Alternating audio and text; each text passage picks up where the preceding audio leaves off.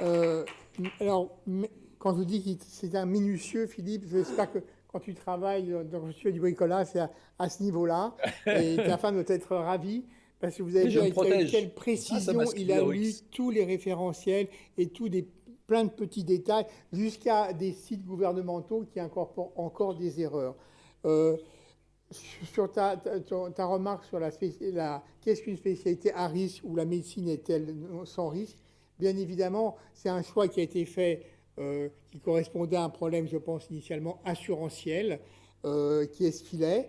Et ma femme pédiatre m'a bien toujours fait remarquer que vacciner des enfants, c'était loin d'être sans risque.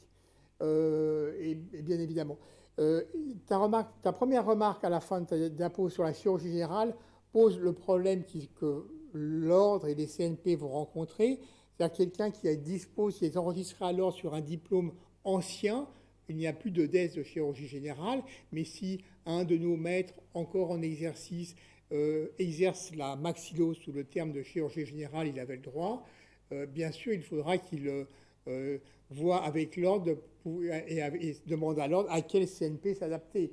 Il faudra choisir le CNP, chirurgie maxillofaciale bien évidemment, mais c'est un problème qui va exister.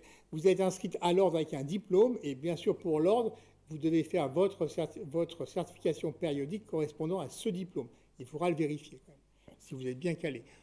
Pour nous, je pense qu'il ne posera pas trop de problèmes, mais dans certaines spécialités, ça peut vraiment être important. Je pense aux médecins généralistes, aux urgentistes, etc. etc.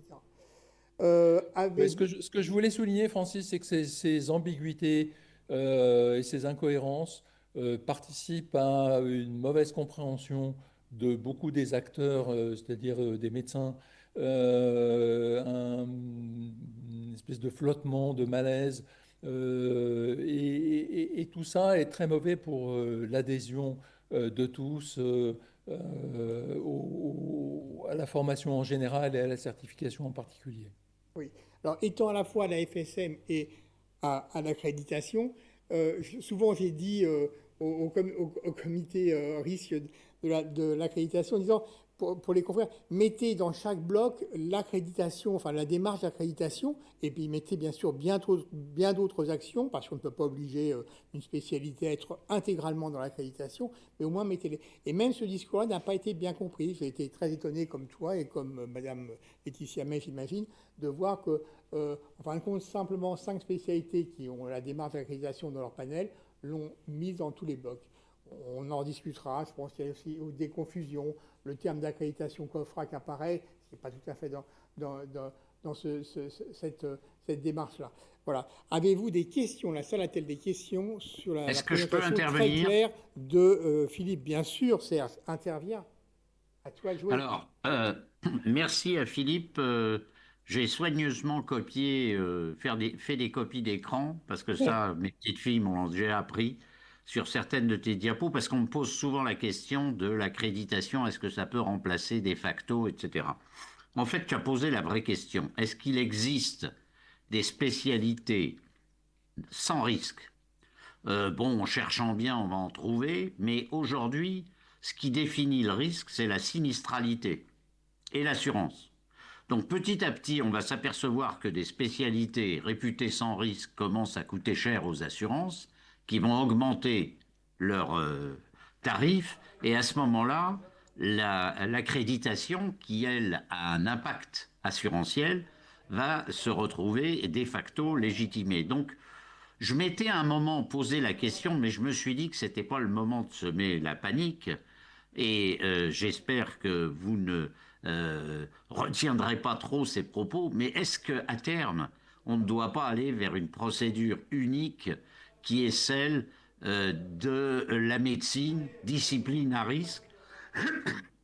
Voilà. Alors, la première La étape. procédure à risque, c'est la certification, Serge, il n'y a aucune Ah discussion. oui. Elle doit intégrer l'accréditation et l'accréditation pour tout le monde. Il y a, voilà. Et donc, ce qui veut dire que les CNP, et en particulier ceux qui ont des disciplines donc à risque et qui s'intéressent à ça, n'ont pas fait le travail suffisant de réaménager certains référentiels à la lumière de l'accréditation. Parce que si ce travail, le jour où ce travail sera fait, et j'en profite pour rappeler que les référentiels même s'ils sont parus au journal officiel, ne sont pas gravés dans le marbre. Hein. C'est pas une chose intouchable. Il n'y a pas besoin d'une nouvelle loi. Ils pourront évoluer. Donc les référentiels sont faits pour évoluer. J'en profite pour caser mon petit refrain sur 3 points. Premièrement, d'intégrer des actions de l'accréditation qui ne l'ont pas été jusqu'à présent. Le deuxième point, c'est d'intervenir des actions nouvelles ou au contraire de diversifier certaines. Ce matin, je regardais le référentiel de la médecine générale. C'est vrai qu'il y a des blocs où peut-être il va falloir intégrer d'autres actions, mais c'est fait pour évoluer. Et donc là, je pense que le CNCP, c'est-à-dire le Conseil national de la certification qui anime la DGOS dans ses modifications, est là pour tenir compte de tout ce que vous venez de dire, et ce que tu viens de dire me paraît essentiel, et il faut l'intégrer, et je le rapporterai à au prochain CNCP pour dire qu'il faut que les choses évoluent.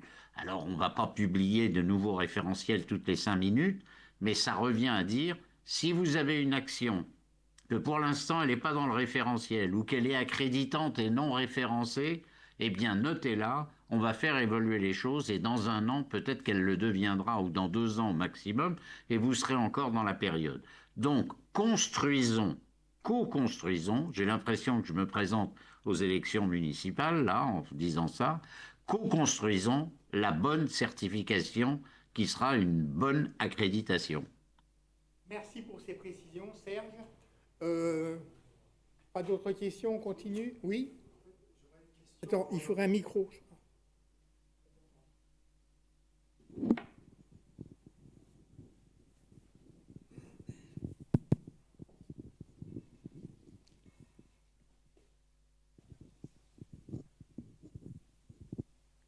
Oui, bonjour. J'aurais une question en fait pour le premier intervenant là sur sa diapo là, bon, de rôle de contrôle du Conseil de l'ordre. Parce que si je regarde dans mon entourage proche, on va dire, je suis maxillofacial à Lyon. A priori, je suis le seul de mes copains maxillo en procédure d'accréditation. Ça veut dire que tous les médecins qui ne sont pas engagés dans une procédure d'accréditation vont être enfin, pas convoqués, mais informés par l'ordre, qui sont en rouge et qui doivent. Ah non, euh, non, pas du tout, pas du tout. J'ai pas dit ça, et c'est bien de poser la question parce que je clarifie. L'accréditation est différente de la certification. On peut parfaitement être certifié sans être accrédité. Il suffit de prendre des actions qui figurent dans le référentiel, donc c'est pour ça qu'il faut se l'imprimer et regarder les actions qu'on a. Mais on peut parfaitement imaginer qu'un chirurgien maxillofacial parviennent à sa certification sans être intégrés dans l'accréditation qui comporte d'autres démarches un peu avec un délai de rentrée dedans, etc. Donc on peut parfaitement être certifié sans être accrédité. Voilà, ma réponse est, j'espère, assez claire. Ouais, ouais, mais je doute que ceux qui ne sont pas dans l'accréditation soient dans une logique propre de certification, hein. Ah, Enfin bon, là, vous bref, êtes dans ça une c'est, réflexion ça incitative. c'est. Vous Donc êtes en dans fait, une réflexion. ouais, bon. De toute Je façon, il comprends. faudra qu'il rentre dans le processus de certification avec l'accréditation ou pas. Mais c'est pour ça que les référentiels, et Patrick Blanchard va présenter notre référentiel. Vous verrez bien sûr dans les 4 blocs la démarche d'accréditation, mais d'autres actions possibles. Oui, oui, mais ce que veut dire notre collègue, c'est que un chirurgien maxillofacial qui n'intégrerait pas de façon prioritaire les actions liées à la sécurisation de son exercice ne devrait pas être certifié. Pour l'instant, la question n'est pas posée comme ça. Il faut trouver des actions. La loyauté vis-à-vis de ses patients fera que les gens iront quand même sur un certain nombre d'actions qui sont rassurantes et sécurisantes, mais je répète, on pourra être certifié sans être accrédité. On Ce qui veut dire continue. aussi, ce qu'il veut dire Oui. aussi, ce que je disais, ce que je répète, c'est que le vocabulaire est très confusionnant Eh et, oui. et qu'il y a un moment où il va falloir voilà, se réunir autour de la table pour mettre les choses à plat et savoir de quoi on parle. Et on a avec la certification périodique une occasion unique de le faire puisqu'elle permet de rassembler dans ces référentiels l'ensemble de ce qui a existé jusqu'à présent. Alors, je vais prendre un exemple. Dans ma discipline, la gynéco-obstétrique, un gynécologue obstétricien qui ne fait plus que de l'échographie, qui est une discipline à risque en soi, peut soit passer par l'accréditation, soit également avoir un certain nombre d'actions qui vont être certifiantes mais non accréditantes. Je suis d'accord qu'à terme, la réflexion doit être menée sur la gestion du risque. C'est d'ailleurs le bloc 2 qui devrait être déterminant là-dedans, qui est la qualité des pratiques, et donc, mais la relation aussi avec les patients, mais je dirais surtout la qualité des pratiques. Donc vraiment, que les CNP réfléchissent à ce que ce bloc 2 comprenne des actions incontournables incluses dans l'accréditation me paraîtrait être une bonne démarche. Mais ne confusons pas trop les choses pour l'instant. L'objectif, l'ordre pour l'ordre, la question est simple, il faut être certifié. Si on a les actions certifiantes, on sera certifié et on pourra continuer son exercice.